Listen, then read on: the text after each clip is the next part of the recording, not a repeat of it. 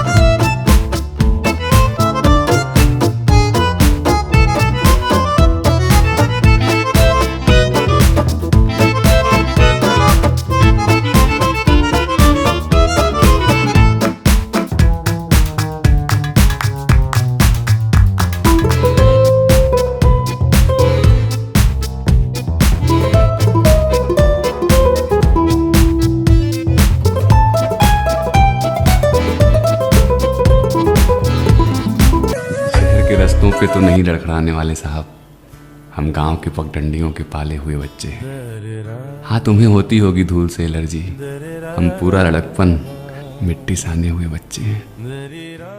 જોયું તો મિત્ર કેટલી મહેનત કરવી પડે છે કે આ એક ખેડૂત હોવાનો પણ ગર્વ પણ છે અને પણ મહેનત પણ જોઈએ. અને સાથે તોય ડુંગળીનો ભાવ આવ્યો તો ઠીક છે, નકર તો બધું પાણીમાં મહેનત એવું જ ગણવાનું.